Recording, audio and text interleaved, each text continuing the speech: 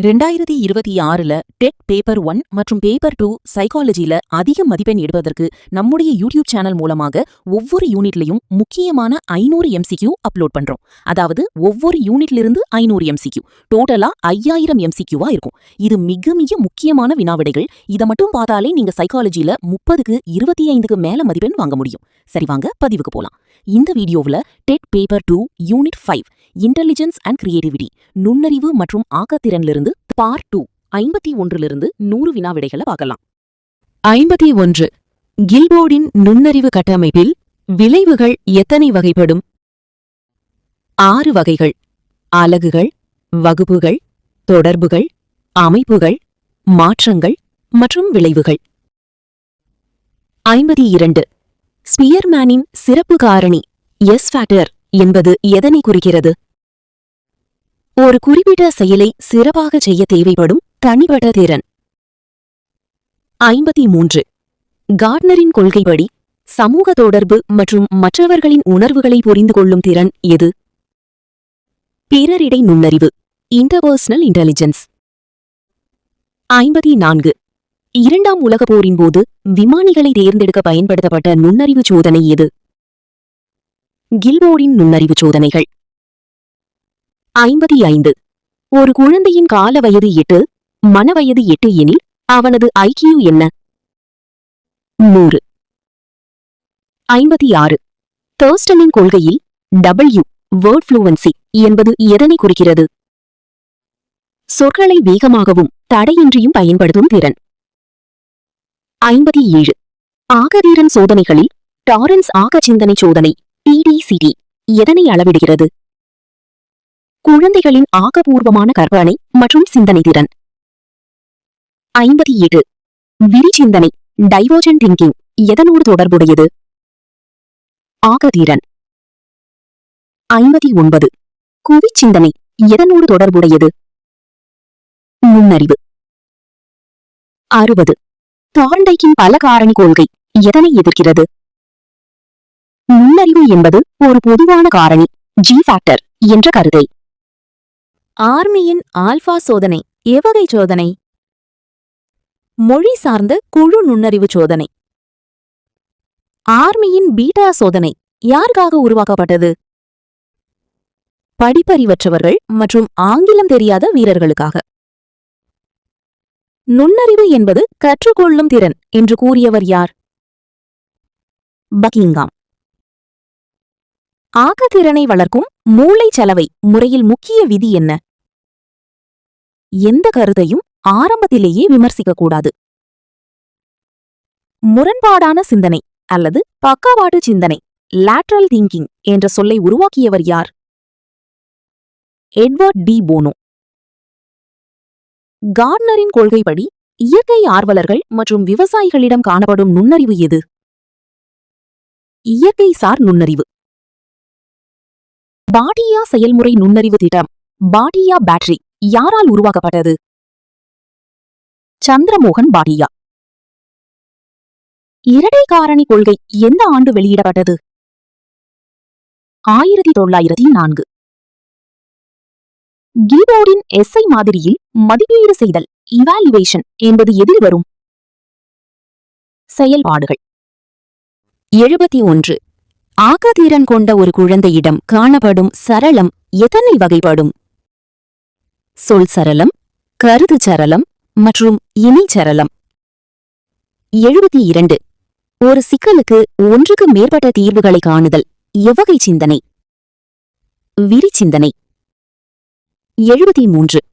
நுண்ணறிவு சோதனையின் தந்தை என அழைக்கப்படுபவர் யார்? ஆல்பிரட் பினே. 74.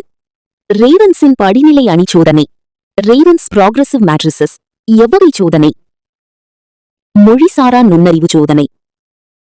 75. ஆகத்திறன் வளர்ச்சியில் சரிபார்த்தல் நிலையின் நோக்கம் என்ன? தோன்றிய புதிய தீர்வின் நடைமுறை சாத்தியத்தை ஆய்வு செய்தல். 76. மன வயது மென்டல் ஏஜ் என்பது எதனை குறிக்கிறது? ஒரு குறிப்பிட்ட வயதுடைய குழந்தை எந்த அளவு அறிவுத்திறனை வெளிப்படுத்துகிறது என்பதை குறிக்கும் அளவு. 77. தர்ஸ்டனின் கொள்கையில் N நம்பர் ஃபேக்டர் என்பது எதனை குறிக்கிறது? எண்களை பயன்படுத்தி வேகமாக கணக்கிடும் திறன். 78. நுண்ணறிவு என்பது ஒரு ஆற்றல், ஆகத்திறன் என்பது ஒரு செயல்பாடு என கூறியவர் யார்? போலிங். 79. கார்டனரின் கொள்கைப்படி மாலுமிகள் மற்றும் சிற்பிகளிடம் காணப்படும் நுண்ணறிவு எது? இடைவெளி நுண்ணறிவு. 80. ஒரு நபரின் IQ 110-119 எனில் அவர் உயர் சராசரி நுண்ணறிவு. 81. ஆக்கத்திறன் என்பது பழைய கருத்துக்களை புதிய முறையில் இணைப்பதாகும் என கூறியவர் யார்? ஸ்பியர்மேன். 82. பினி சைமன் அளவுகோல் முதலில் எத்தனை வினாக்களை கொண்டிருந்தது? 30 வினாக்கள். 83. கில்போர்டின் மாதிரியில் மாற்றங்கள் என்பது எதன் கீழ் வரும்? விளைவுகள். 84. நுண்ணறிவு ஈவு IQ என்ற சொல்லை முதலில் பயன்படுத்தியவர்? William Stern. 1912. 85. ஆக்கத்திறனை தூண்டும் விளையாட்டு முறை பிளேவே மெத்தட் கல்வியில் எதனை வழங்குகிறது? கற்பனை திறனை வளர்க்கும் சுதந்திரம். 86. தர்க்க கணித நுண்ணறிவு லாஜிக்கல் மேத்தமேட்டிக்கல் இன்டெலிஜென்ஸ் யாரிடம் அதிகம் இருக்கும்? விஞ்ஞானிகள் மற்றும் கணிதவியலாளர்கள். 87. நுண்ணறிவு என்பது ஒரு மனிதனின் முழுமையான ஆற்றல் என கூறியவர் யார்? David Wechsler. 88. கலாச்சாரம் சாரா சோதனைகள் கல்ச்சர் ஃபேர் டெஸ்ட்ஸ் என்றால் என்ன? எந்த ஒரு குறிப்பிட்ட மொழிக்கோ அல்லது கலாச்சாரத்திற்கோ சாதகமாக இல்லாத சோதனைகள். 89. தாண்டாய்க்கின் சமூக நுண்ணறிவு சோஷியல் இன்டெலிஜென்ஸ் எதனை குறிக்கிறது? மற்றவர்களுடன் இணக்கமாக பழகும் திறன். 90. ஆயத்தம் நிலையில் ஒரு நபர் என்ன செய்கிறார்? சிக்கலை பற்றிய தகவல்களை சேகரித்து தயாராக இருக்கிறார். 91. நுண்ணறிவு ஈவு கணக்கிடும் சூத்திரத்தில் 100 ஏன் பயன்படுத்தப்படுகிறது? பின்னங்களை தவிர்த்து முழு எண்ணாக பெறுவதற்காக. 92. தர்ஸ்டனின் கொள்கையில் மெமரி என்பது எதனை குறிக்கிறது? தகவல்களை விரைவாக நினைவில் வைத்துக் கொள்ளும் திறன். 93. கில்பர்டின் மாதிரியில் குறியீடுகள் சிம்பாலிக் எதில் வரும்? பொருளடக்கம். 94. ஆக்கத்திறன் என்பது ஒரு மனிதனின் பிறவி திறன் என கூறியவர் யார்? கால்டன். 95. நுண்ணறிவு ஈவு IQ நிலையானது என்று கருதியவர் யார்? டர்மன். 96. கார்டனரின் கொள்கைப்படி ஆன்மீகவாதிகள் மற்றும் தத்துவ ஞானிகளிடம் காணப்படும் 9வது நுண்ணறிவு எது? இருப்புசார் நுண்ணறிவு எக்ஸிஸ்டென்ஷியல் இன்டெலிஜென்ஸ். 97. ஆக்கத்திறன் சோதனையில் படம் முடித்தல் பிக்சர் கம்ப்ளீஷன் எதனை அளவிட உதவுகிறது? கற்பனை திறனை விரிவுபடுத்துதல். 98.